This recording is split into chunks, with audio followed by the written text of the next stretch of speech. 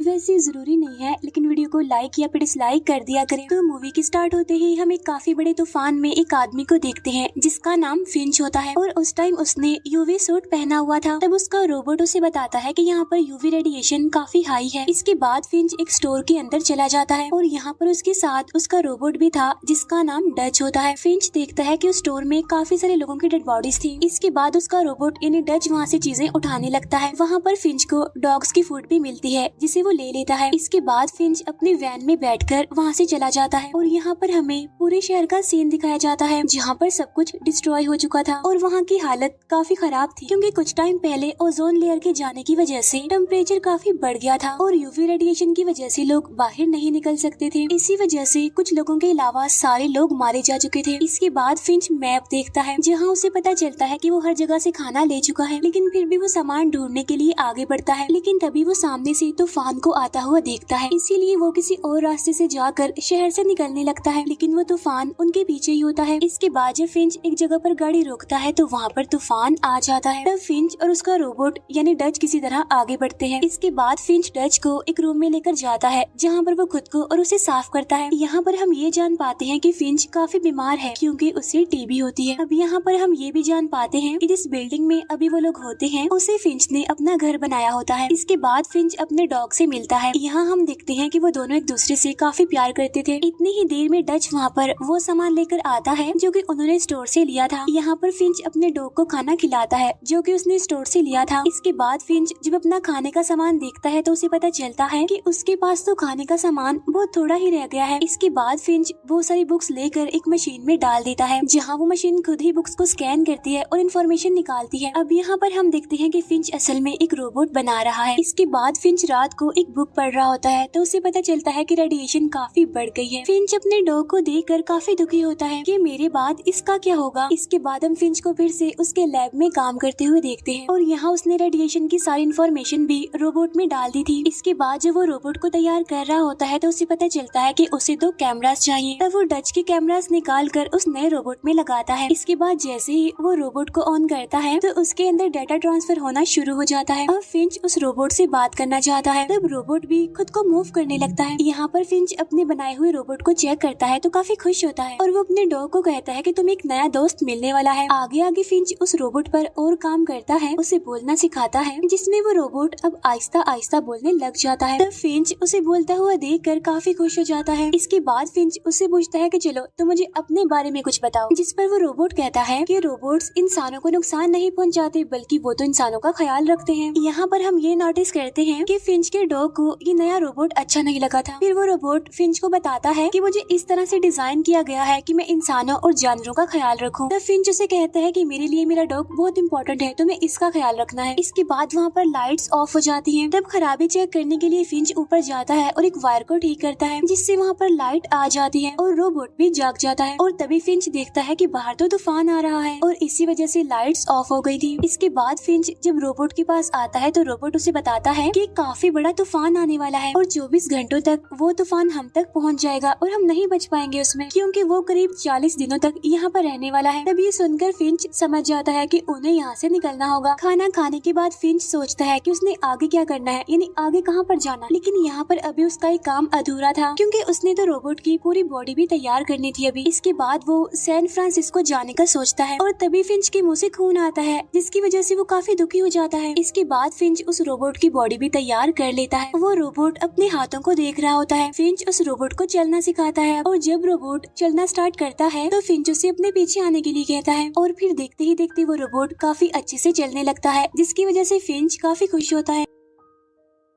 लेकिन जब फिंच का डॉग भौंकता है तो वो रोबोट नीचे गिर जाता है। इसके बाद फिंच उस जगह को छोड़ने के लिए सामान पैक करने लगता है और ऊपर वो रोबोट चलने की और भागने की प्रैक्टिस कर रहा होता है। फिंच सारा सामान पैक करने के बाद डच को अपने साथ आने के लिए कहता है, लेकिन डच में तो कैमरास ही नहीं होते इसीलिए वो देख ही नहीं सकता था, इसीलिए वो चीजों में टकरा रहा था। इसके बाद फिंच एक सीसीटीवी कैमरा से कैमरा निकालता है और उसे डच में लगाता है। इसके बाद वो लोग बस के जरिए वहाँ से निकलने वाले होते हैं और यहाँ पर वो नया रोबोट सारी चीजें सीख रहा होता है। यहाँ पर हम ये जान पाते हैं कि असल में उनकी बस यूवी रेडिएशन से बिल्कुल सेव होती है। इसके बाद वो लोग वहाँ से निकलकर सैन फ्रांसिस्को के लिए जाने लगते हैं, जहाँ पर सब कुछ डिस्ट्रॉय हो चुका था। इसके बाद वो लोग आगे बढ़ते हैं। अब नए रोबोट को सब कुछ पता होता है, इसीलिए वो उन्हें रास्ता बता रहा होता है। इसके बाद वो लोग एक शहर में रुकते हैं और यहाँ पर नया रोबोट फिंच का पोस्ट कार्ड देखता है और वो फिंच को कहता है कि मुझे तुम्हारा पोस्ट कार्ड काफी पसंद आया है। तब फिंच बताता है कि पहले लोग बात करने के लिए पोस्ट कार्ड यूज करते थे। तो वो रोबोट पूछता है कि ये कार्ड तुम्हें किसने भेजा था,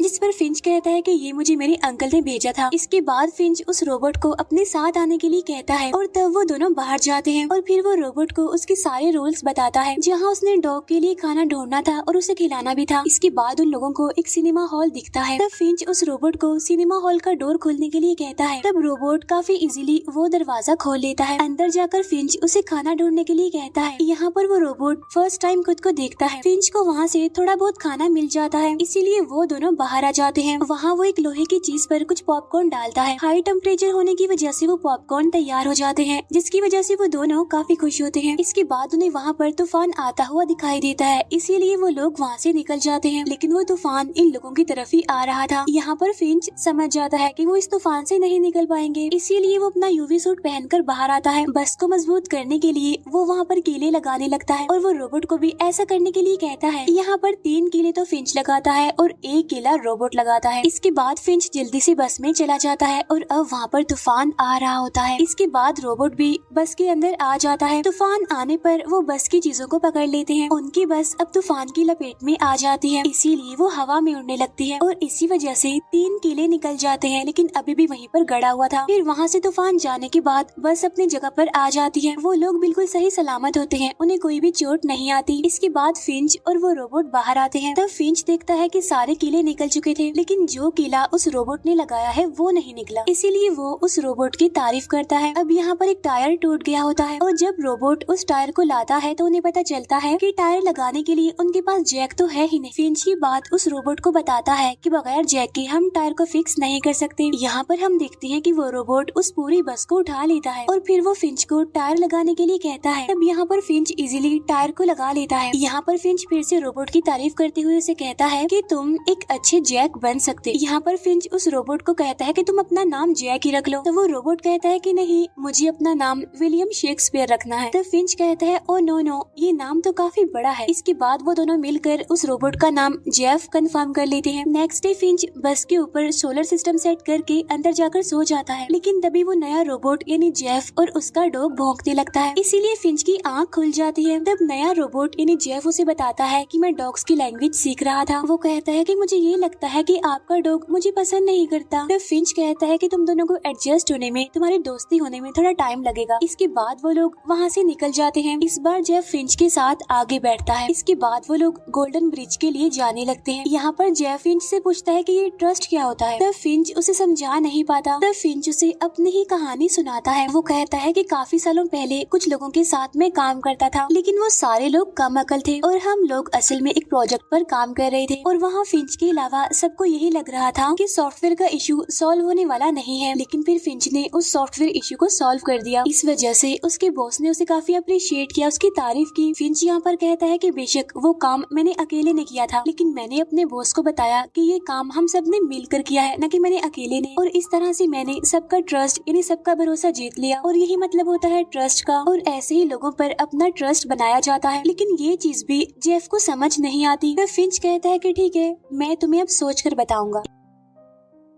इसके बाद वो लोग एक रेस्टोरेंट के पास आकर रुकते हैं, जहाँ पर फिंच अपने डॉग को जेफ के पास छोड़कर बाहर आता है। और जब फिंच रेस्टोरेंट के अंदर जाता है तो उसे वहाँ पर खून की उल्टी होती है। उसकी तबीयत भी काफी खराब हो रही थी, इसीलिए वो काफी दुखी था। और जब बाहर से उसके डॉग के भौंकने की आवाज आती है तो फिंच उसे लेने आता है, लेकिन फिंच जेफ को बस में ही बैठने का कहता है। यहाँ पर जेफ बस को ड्राइव करना चाहता था। रेस्टोरेंट में फिंच और उसका डॉग बातें कर रहे होते हैं, जिसमें वो अपने डॉग को उठने बैठने की मैनर्स सिखा रहा होता है। और बाहर जेफ ड्राइविंग की प्रैक्टिस कर रहा होता है और जब फिंच ये देखता है तो वो भागकर बाहर आता है, लेकिन तभी जेफ उस बस को एक गाड़ी में दे मारता है। अब क्योंकि वहाँ पर धूप थी इसीलिए फिंच वहाँ पर नहीं जा सकता था। इसके बाद वो जेफ को आवाज लगाता है और उससे पूछता है क्या तुम ड्राइव कर रहे थे, जिस पर जेफ परेशान होते हुए कहता है नहीं मैं तो नहीं कर रहा था। इसके बाद जेफ बस में बैठकर उसे रिवर्स करता है और जब फिंच उसे रोकने के लिए चिल्लाता है तब तक जेफ दोबारा से बस को ठोक देता है। इसके बाद फिंच जेफ को बाहर बुलाता है और अपना हाथ धूप में करके उसे जलाने लगता है और अब वो जेफ को बताता है कि मैं और मेरा डॉग धूप में नहीं आ सकते और अगर आए तो जल जाएंगे। यहाँ पर फिंच जेफ पर गुस्सा करता है कि तुम्हें मैंने सिर्फ एक काम दिया था बस का ख्याल रखने का और तुमने वो भी ठीक से नहीं किया। फिंच उस पर काफी भड़कता है जिसकी वजह से जेफ को काफी बुरा लगता है। इसके बाद वो लोग बस में बैठकर आगे बढ़ जाते हैं। इसके बाद फिंच जेफ को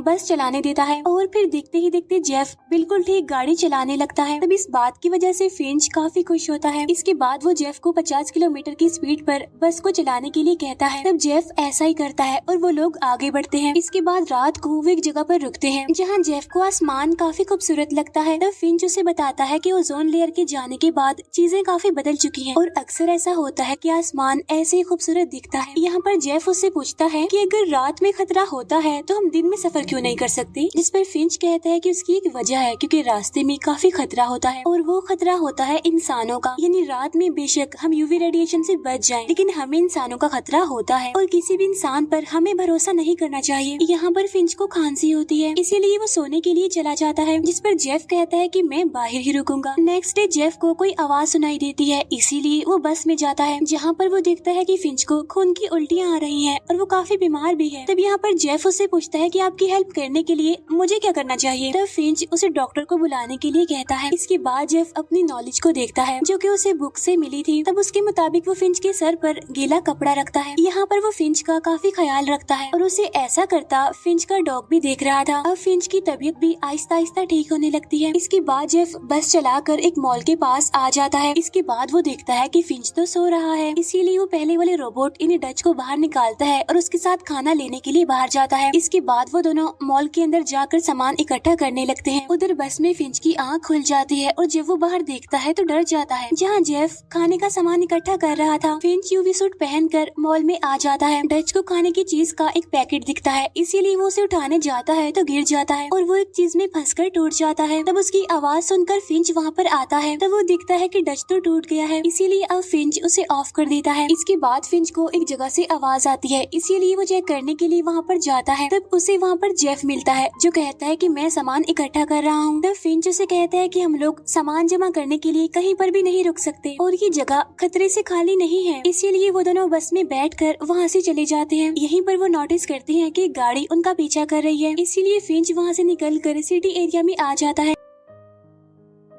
इसके बाद फिंच जेफ को गाड़ी चलाने के लिए कहता है और ये भी कहता है कि अपनी गलती की वजह से हम मारे जा सकते हैं। इसके बाद फिंच अपनी एक गन निकालता है। इसके बाद वो लोग आगे बढ़ रहे होते हैं। अब वो लोग रात तक अपना सफर करते रहते हैं लेकिन अभी तक वो गाड़ी भी उनका पीछा कर रही थी। तब फिंच जेफ को तेज स्पीड में गाड़ी चलाने के लिए कहता है इसीलिए अब वो लोग गाड़ी से काफी दूर निकल आते हैं। आगे जाकर उन्हें एक बाईपास दिखता है। तब फिंच बस को ऊपर से नीचे लेता है। इसके बाद वो लोग ब्रिज के नीचे जाने लगते हैं। जेफ यहाँ पर फिंच को कहता है कि हम ब्रिज के नीचे नहीं जा सकते, लेकिन फिंच उसकी कोई भी बात नहीं सुनता। इसके बाद वो लोग वहीं पर गाड़ी रोक लेते हैं। यहाँ पर फिंच काफी डरा होता है और तभी जेफ बस से बाहर आता है और वो बस को धक्का लगाता है। धक्का लगाकर वो बस को ब्रिज के नीचे ले आता है। असल में वो यहाँ पर छुपने के मकसद से आए थे और तभी वो दूसरी गाड़ी भी वहाँ पर आ जाती है। यहाँ पर फिंच उस आदमी को मारने के लिए बिल्कुल तैयार होता है अपनी गन लेकर और जब उसे गाड़ी के वहाँ से जाने की आवाज आती है तब जाकर वो रिलैक्स होता है। इसके बाद जब फिंच बाहर आता है तो वो सोलर सिस्टम को टूटा हुआ पाता है। तब ये देखकर फिंच जेफ को कहता है कि अब मैं इसे ठीक नहीं कर सकता और ना ही हम सैन फ्रांसिस्को जा सकते हैं। तब यहाँ पर जेफ उसे तसल्ली देते हुए कहता है कि आप फिक्र मत करें, मैं ये कर लूंगा। तब फिंच उस पर गुस्सा करते हुए उसे कहता है कि तुम एक मशीन हो, तुम कोई बात नहीं समझते और ना ही समझ सकते हो। इसके बाद वो जेफ पर काफी गुस्सा भी करता है और बस के अंदर चला जाता है, लेकिन जेफ बाहर ही बारिश में भीग रहा होता है। इसके बाद जेफ फिंच के पास अंदर आकर उसे कहता है कि हम गोल्डन ब्रिज तक जा सकते हैं। तब यहाँ पर फिंच उसे एक और कहानी सुनाता है जिसमें कुछ टाइम पहले ओजोन लेयर कम होने लगी थी, जहाँ स्टार्टिंग में तो सब लोगों को यही लगा कि ठीक हो जाएगा सब कुछ, इसीलिए वो लोग घर में चुप कर ही रहने लगे। लेकिन उनमें से कुछ लोग ऐसे भी थे जिन्हें पता था कि कुछ भी ठीक नहीं होने वाला, इसीलिए वो लोग समझदारी करते हुए सामान जमा कर रहे थे और उन्हीं में से एक मैं भी था। फिंच कहता है कि जब मैं एक सुपरमार्केट से सामान जमा कर रहा था तो मुझे वहाँ पर एक छोटी बच्ची मिलती है जो कि अपनी मदर के साथ होती है। उस बच्ची की मदर ने उसे गन दी होती है और कहा होता है कि बेटा अगर तुम्हें कोई भी दिखे तो उसे शूट कर देना। तब ये देखकर मैं समझ गया कि अगर मैं उनकी हेल्प करने के लिए जाऊंगा भी तो वो मुझे मार देंगे, इसीलिए मैं वहीं पर छुपा रहा। लेकिन फिर इसके बाद उसके पास एक आदमी आया जिसके पास एक गन थी और उसने बहुत सारी गोलियां चला दी वहाँ पर। लेकिन इससे पहले कि मैं कुछ कर पाता तब तक काफी देर हो चुकी थी क्योंकि वो बच्ची और उसकी मदर मारी जा चुकी थी। लेकिन जब मैं वहाँ पर गया तो उस बच्ची का बैग हिल रहा था। तब उसे चेक करने पर मुझे ये डॉग मिला और तभी से हम एक दूसरे के साथ हैं। वो कहता है कि उस बच्ची और उसकी मदर का मैं ख्याल नहीं रख पाया, लेकिन उनके गुजर जाने के बाद मैं उनकी डॉग का ख्याल आज तक रख रहा हूँ और यही वजह थी कि मैंने तुम्हें बनाया था ताकि तुम मेरे बाद मेरे डॉग का ख्याल रखो। नेक्स्ट डे वो लोग अपने सफर पर आगे बढ़ते हैं जहाँ पर फिंच काफी बीमार होता है, इसीलिए वो रेस्ट कर रहा होता है। यहाँ पर जेफ उन्हें सैन फ्रांसिस्को लेकर जा रहा था जिसमें वो फिंच के पोस्ट कार्ड को देखता है और उस कार्ड के पीछे डैड लिखा हुआ था और जब वो बाकी कार्ड चेक करता है तो उस पर कुछ भी नहीं लिखा हुआ था। इसके बाद एक तितली उनकी बस से टकरा जाती है। तब ये देखकर जेफ बस को रोक देता है क्योंकि वो तितली बाहर धूप में भी सरवाइव कर रही थी। तब ये दिखाने के लिए वो फिंच को वहाँ पर बुलाता है। इसके बाद फिंच जब अपना हाथ बाहर निकालता है धूप में तो उसे कुछ भी नहीं होता। असल में ओजोन लेयर अब वापिस आ चुकी थी जिसकी वजह से यूवी रेडिएशन का असर भी खत्म हो चुका था। इसके बाद फिंच बाहर आता है और यहाँ पर जेफ काफी खुश होता है। फिंच सूरज को देखता है और उसकी रेस को फील करता है।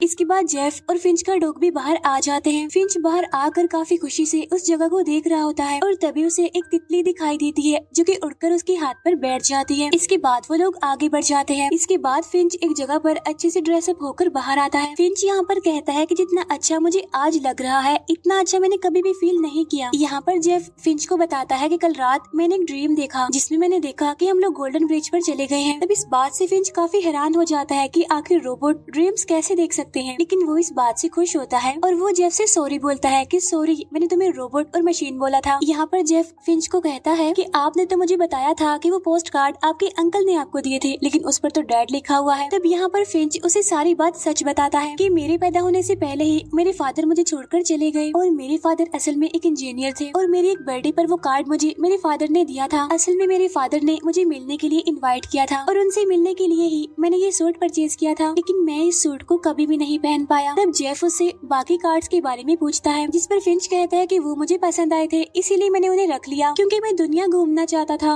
लेकिन अपने सिटी के अलावा मैं कभी भी कहीं पर नहीं गया। यहाँ पर फिंच ये भी कहता है कि गोल्डन ब्रिज पर खड़े होकर अच्छा फील करना ह्यूमंस का एक अच्छा एक्सपीरियंस है। तब जेफ उसे कहता है कि हम भी वहाँ पर जरूर जाएंगे, जिस पर फिंच कहता है कि नहीं मैं नहीं जा सकता क्योंकि मैं मरने वाला हूँ। तब ये सुनकर जेफ काफी दुखी होता है। फिंच जेफ को कहता है कि तुम मुझसे प्रॉमिस करो कि मेरे मरने के बाद मेरे डॉग का ख्याल रखोगे, जिस पर जेफ कहता है हाँ प्रॉमिस मैं इसका बहुत ख्याल रखूंगा। इसके बाद फिंच जेफ को उसके डॉग के साथ खेलने के लिए कहता है, लेकिन वो डॉग जेफ के साथ नहीं बल्कि फिंच के साथ ही खेल रहा था। वो बार बार बॉल ला कर फिंच को ही दे रहा था। तब ये देखकर जेफ समझ जाता है कि वो डॉग उसे पसंद नहीं करता। तब फिंच कहता है कि बेफिक्र रहो, आहिस्ता आहिस्ता वो तुम्हारे साथ एडजस्ट हो जाएगा। इसके बाद फिंच को एक बार फिर से खून की उल्टी आती है। तब जेफ उसे बस की तरफ ले जाने लगता है। यहाँ पर फिंच और जेफ एक दूसरे को गले मिलते हैं। इसके बाद फिंच जब बस में जा रहा होता है तो उसका डॉग भी उसके साथ ही चला जाता है। अंदर जाकर वो दोनों खेलने लगते हैं, जिसकी वजह से जेफ काफी अकेला फील करता है और काफी दुखी होता है। इसके बाद फिंच बस के अंदर सो जाता है और बाहर जेफ सारा सामान इकट्ठा करने में बिजी होता है। रात को फिंच का डॉग रोने लगता है। तब ये देखकर जेफ समझ जाता है कि फिंच मर चुका है। इसके बाद जेफ फिंच की डेड बॉडी और उसके यूवी रेडिएशन सूट को भी जला देता है। अब यहाँ फिंच के मरने की वजह से जेफ और उसका डॉग काफी दुखी होते हैं। नेक्स्ट डे जेफ सोचता है कि उसे क्या करना चाहिए। तब उसे याद आता है कि मैंने भी वही करना है जो फिंच करता था, यानी वो डॉग के लिए खाना निकालता है और उसे खाना खिलाता है। इसके बाद वो डॉग जेफ के साथ खेलने लगता है। इस वजह से जेफ काफी खुश होता है। इसका मतलब ये था कि वो डॉग जेफ के साथ रहना सीख गया है। नेक्स्ट डे वो दोनों सैन फ्रांसिस्को के लिए जाने लगते हैं, जहाँ पर उन्होंने गोल्डन ब्रिज जाना होता है। फिर वो दोनों एक दूसरे के साथ खुश होते हुए अपने सफर पर आगे बढ़ जाते हैं और काफी लंबा सफर करने के बाद वो गोल्डन ब्रिज तक पहुँच जाते हैं। और तब जेफ फिंच के कहने के मुताबिक ब्रिज के ऊपर जाकर ह्यूमन एक्सपीरियंस की तरह फील करता है। वहीं पर जेफ को एक पेपर नोट नोट मिलता है जिस पर एक लड़की ने लिखा होता है कि वो सर्वाइवर है और वो एक जगह पर छुपी हुई है। तब यहाँ पर जेफ उस लड़की की हेल्प करने का डिसाइड करता है। इसके बाद वो फिंच के पोस्ट कार्ड पर अपनी ड्राइंग बनाकर वहाँ लगा देता है। इसके बाद जेफ और वो डॉग उस लड़की की हेल्प करने के लिए वहाँ से निकल जाते हैं। अब यहाँ पर जेफ डॉग को अपनी कहानी सुनाता है और इसी के साथ ही ये मूवी यहीं पर एंड हो जाती है।